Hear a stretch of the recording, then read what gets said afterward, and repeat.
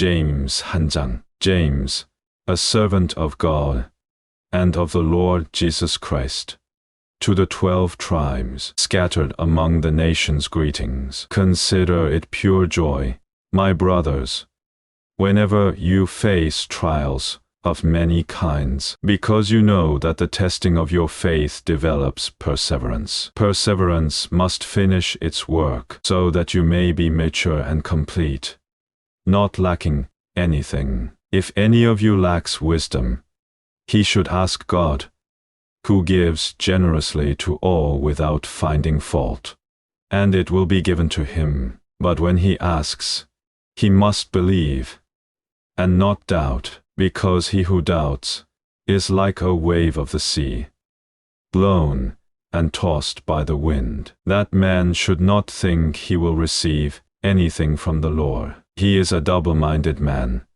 unstable in all he does. The brother in humble circumstances ought to take pride in his high position, but the one who is rich should take pride in his low position, because he will pass away like a wild flower. For the sun rises with scorching heat and withers the plant, its blossom falls, and its beauty is destroyed.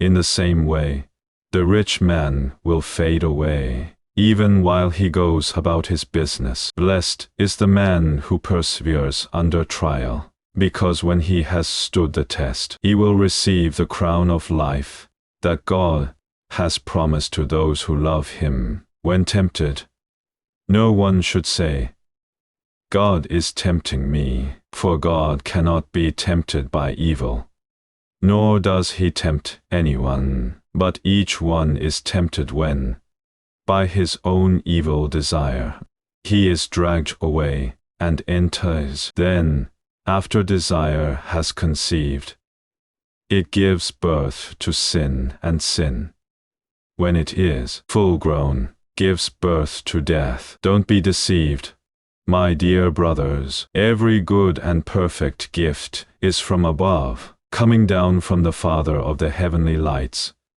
who does not change like shifting shadows. He chose to give us birth through the word of truth, that we might be a kind of firstfruits of all he created. My dear brothers, take note of this. Everyone should be quick to listen, slow to speak, and slow to become angry. For man's anger does not bring about the righteous life that God desires. Therefore, get rid of all moral filth and the evil that is so prevalent, and humbly accept the word planted in you, which can save you.